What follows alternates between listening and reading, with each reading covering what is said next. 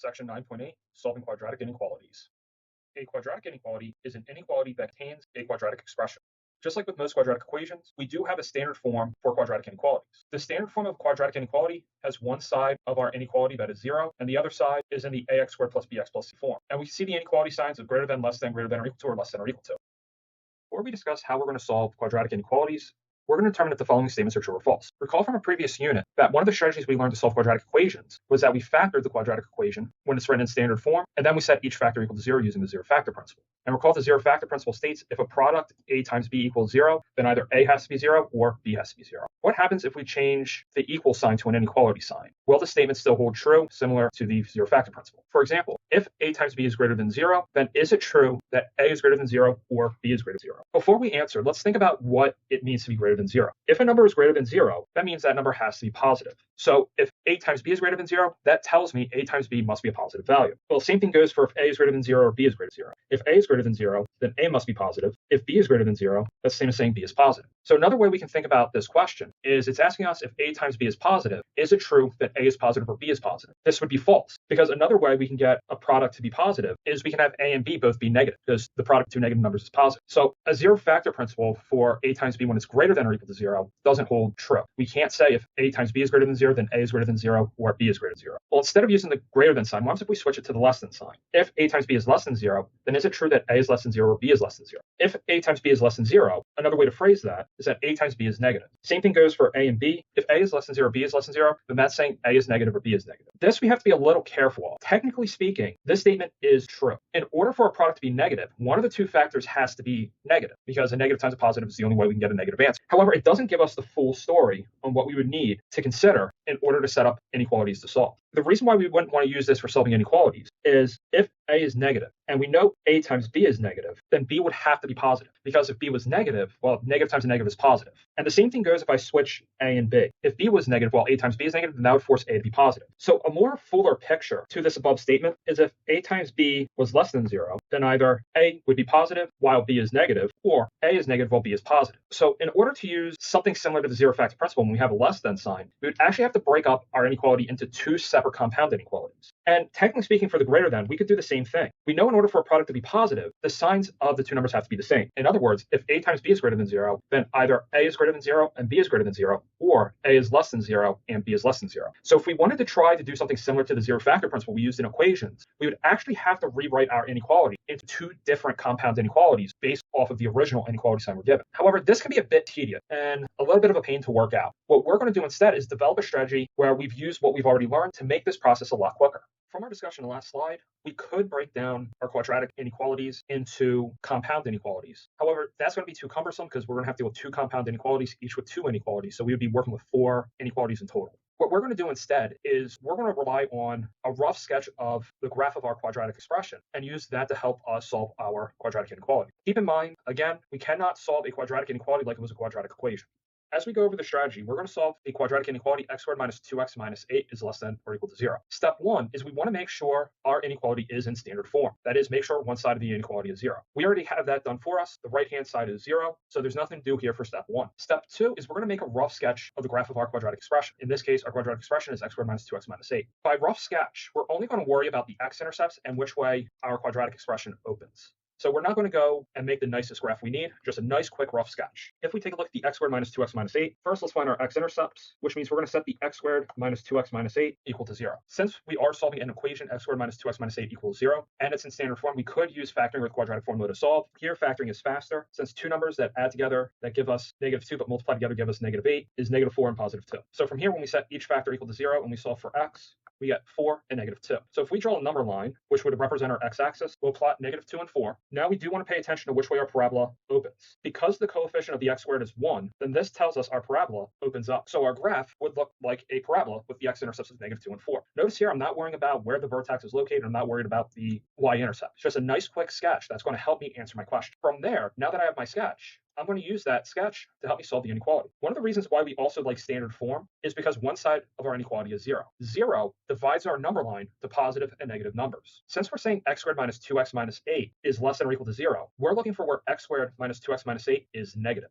If I take a look at my sketch, from the left of negative 2, we are above the x-axis. Well, if I'm above my x-axis, that means my quadratic expression would be positive. Between negative 2 and 4, my parabola is below the x-axis, meaning my quadratic expression would be negative. To the right of 4, my parabola is above the x-axis again, meaning our quadratic expression is positive. So where is x squared minus 2x minus 8 less than or equal to 0? Well, we know our expression is less than 0 for any x between negative 2 and 4. But what do we put around the negative 2 and what do we put around the 4? Do we put a bracket or a parenthesis? Well, keep in mind, it says that my expression must be less than or equal to 4. And my x-intercepts, which are negative 2 and 4, make x squared minus 2x minus 8 0. That's precisely how we found them, is we set our expression equal to 0 and we solved for x. So here we do want to include negative 2 and 4 because they do make the x squared minus 2x minus 8 0. So my solution is the interval negative 2 to 4 with closed brackets around negative 2 and 4. Next, we're going to solve x squared plus 2x minus 3 is greater than 0. Well, first, our inequality is in standard form, so there's nothing to do for step 1. So in step 2, we'll start making our sketch. We'll start by finding our x-intercepts, which means we're going to set the 10x squared plus 2x minus 3 equal to 0. From here, we can either factor or use quadratic formula. If you can't factor in 10 seconds or less, you can use the quadratic formula. Here, because of the 10 being a, quadratic formula would be faster. For a quadratic formula, a would be 10, b would equal 2, and c is negative 3. And we get x equals negative 2 plus or minus the square root of 2 squared minus 4 times 10 times negative 3 all over 2 times 10. When we simplify the discriminant underneath the radical, we get 124. And when we simplify the denominator, we get 20.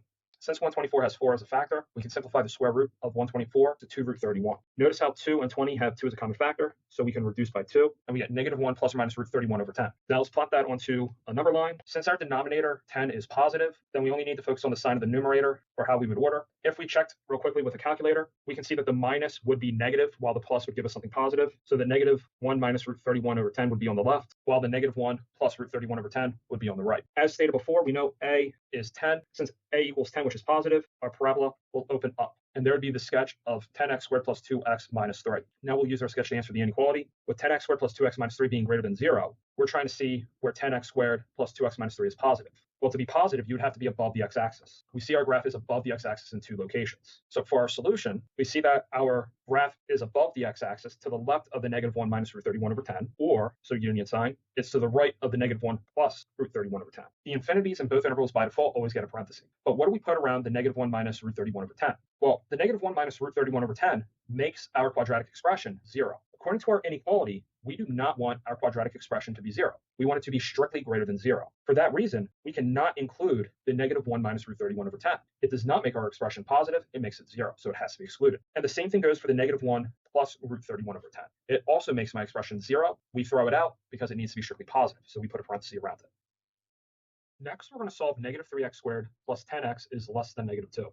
Notice in this problem, our quadratic inequality is not written in standard form. So the first thing we want to do is rewrite it in standard form by adding 2 to both sides. So now we're going to add 2 to both sides, and we get negative 3x squared plus 10x plus 2 is less than 0.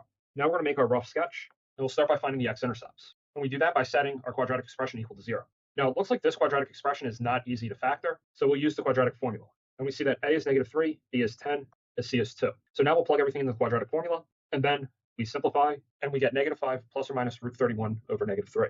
To make sketching our graph a little bit easier, we're going to make our denominator positive by multiplying top and bottom by negative 1. And when we do, we get 5 plus or minus root 31 over 3. By making our denominator positive, this guarantees that the 5 minus root 31 over 3 is the smaller of the two x-intercepts, meaning it will be farther left on the number line. Now let's go ahead and sketch our graph. There's my x-axis. There's my two x-intercepts, again with the minus on the left. And because a is negative 3, which is negative, our parabola opens downward. Now because we're trying to solve negative 3x squared plus 10x plus 2 is less than 0, I'm trying to find where our graph is below the x-axis. Well, here I can see 2 intervals. Our first interval would be to the left of 5 minus root 31 over 3. So my first interval would be negative infinity to 5 minus root 31 over 3, parenthesis around the 5 minus root 31 over 3, because 5 minus root 31 over 3 makes my expression 0, but we want our expression strictly less than 0. As for the second interval, we can see that's to the left of the 5 plus root 31 over 3. And there's our solution to the inequality. Next, we're going to solve 2m squared plus m minus 15 is greater than or equal to 0. This inequality is already in standard form because we have one side equal to 0, so step 1 from our procedure can be skipped. Next, I want to find the x-intercepts of our left-hand side, so we'll set our left-hand side equal to 0 to help us sketch a graph. The quadratic expression 2m squared plus m minus 15 is relatively easy to factor. If we multiply 2 and 15 together, we get negative 30. Well, two numbers that multiply together get us negative 30, but add together to get us positive 1 are 6 and -5. So we can rewrite the m term as 6m minus 5m, so that way we can factor by grouping. When we factor out a 2m from the first two terms, we have 2m times quantity m plus 3. And if we factor out -5 from the last two terms, we get -5 times quantity m plus 3.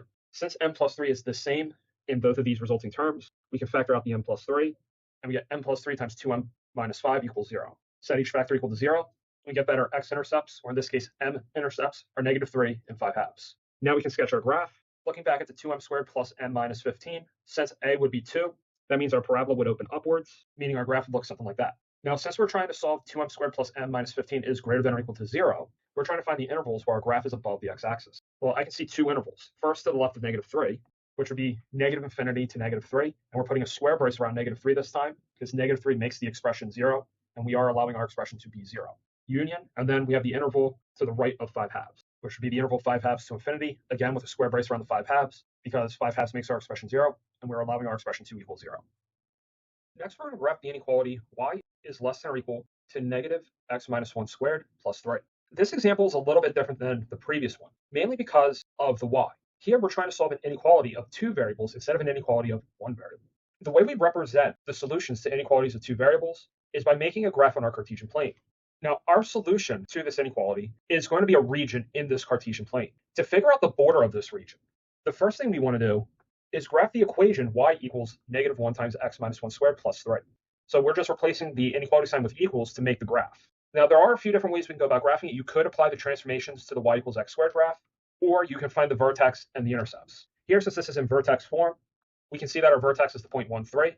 For the y-intercept, we make x equals 0, and we get that the y-intercept is 2. For the x-intercept, we make y equals 0, and we have the equation 0 equals -x minus 1 squared plus 3 to solve. Because we're in vertex form, we can solve this using the square root property. And after we finish solving, we get that the x-intercepts are 1 plus or minus root 3. Since we have a y-intercept and the vertex, let's plot the vertex and our y-intercept. Now, our x-intercepts are irrational, so those would be a little bit harder to graph. So let's skip graphing the x-intercepts. And I can get away with this by using the axis of symmetry that we learned before. Our axis of symmetry is the vertical line that passes through the vertex. Since our y-intercept is 1 unit to the left of our axis of symmetry, its image would be 1 unit to the right. Erase the axis of symmetry, and I have the 3 points that I need, the vertex and 2 points on each side. So now I can go ahead and make my parabola. And there is the graph of y equals -x minus 1 squared plus 3.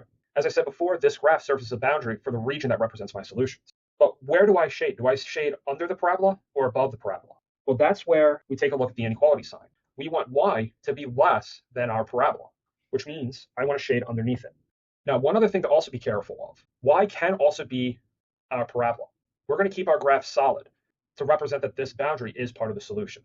So this region represents the solution to y is less than or equal -x minus 1 squared plus 3. Next, we're going to graph the inequality y is greater than x plus 1 squared minus 2. Well, just like in the last problem, we're going to start off by graphing the equation y equals x plus 1 squared minus 2. Since my equation is in vertex form, we can see that the vertex is the point -1, -2. As for the y-intercept, set x equal to 0, and we get y equals -1. As for the x-intercept, if we set y equal to 0, we can solve 0 equals x plus 1 quantity squared minus 2 using the square root property. And if you do, you get x equals -1 plus or minus root 2. I leave this as an exercise to you to try at home, see if you can solve it on your own using the square root property. Now we're going to graph our vertex, our y-intercept, and I'm going to skip the x-intercepts because they're also irrational, and we don't need them because we can use the axis of symmetry like we did before, reflect our y-intercept over the axis of symmetry, and we get an additional point at -2, -1. Now to erase the axis of symmetry. Now I have all the points I need, so I can go ahead and graph. And there is the graph of y equals x plus 1 squared minus 2. But here we have to be very careful. Y is strictly greater than 0, which means we don't want this boundary actually part of our solution. Similar to how we use open dots, we're going to use a dotted graph to represent that this graph is the boundary of our region, but this boundary is not actually part of our region. Since we want y to be greater than x plus 1 squared minus 2, are we going to shade above our parabola or below our parabola? Since we want y to be greater, we're going to shade above our parabola. And there is the region that represents the solution to this inequality. In the next problem, the function f of t equals 7t squared minus 30t plus 2,000 models the annual consumption of turkey in tons in the United States from 2010 to 2024, where t represents the number of years since 2010. Determine the years in which the annual consumption of turkey was more than 2,500 tons per year. Since we're trying to find the years where our turkey consumption was more than 2,500 tons, that means we're trying to solve the inequality f of t is greater than 2,500. Since it says more than, our function must be strictly greater than 2,500. F of t is given. Then we're trying to solve the inequality. 7t squared minus 30t plus 2,000 is greater than 2,500. To solve the inequality, first we want to make one side 0. So we'll subtract 2,500 from both sides. And we have 7t squared minus 30t minus 500 is greater than 0. Next, we do want to figure out a rough sketch of our graph. So we'll find our x-intercepts. So we'll set our function equal to 0. This doesn't look like we can factor, so we'll use quadratic formula. From the quadratic formula, we get that our t-intercepts are approximately 10.9 and negative 6.58. Now we can proceed to sketch a graph. Since our leading coefficient is positive, we know our graph will open up, meaning our parabola will look something like this. Now, it might be tempting to say our solution to our inequality would be negative infinity to negative 6.58 union 10.9 to infinity. But keep in mind, this model is only valid from 2010 to 2024, and that t represents the number of years since 2010. So f of t has a domain based off of this condition. The smallest value t can be is 0. Now, as for the rest of the domain, that does depend on the interpretation of t.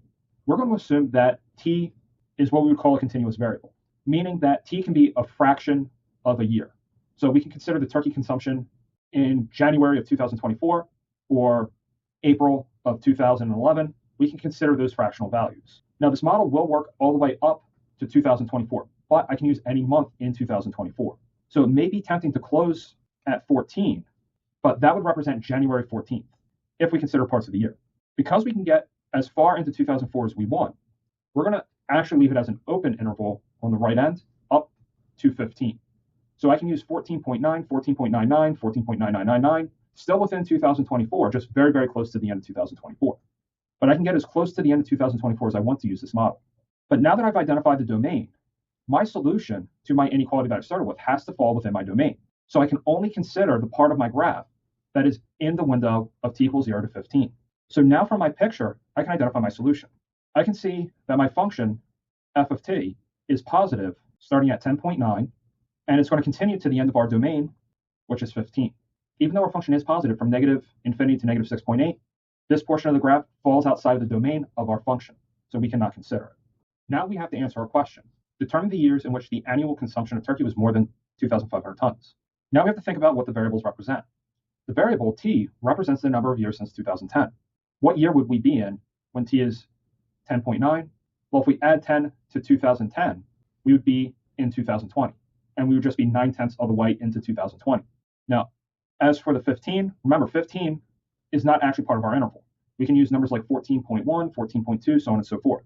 So 14 years after 2010 would be 2024, and any period in 2024 would be a solution to the inequality. So now we can answer the question. So the consumption of turkey was more than 2,500 tons per year, starting in the year 2010 and ending in the year 2024.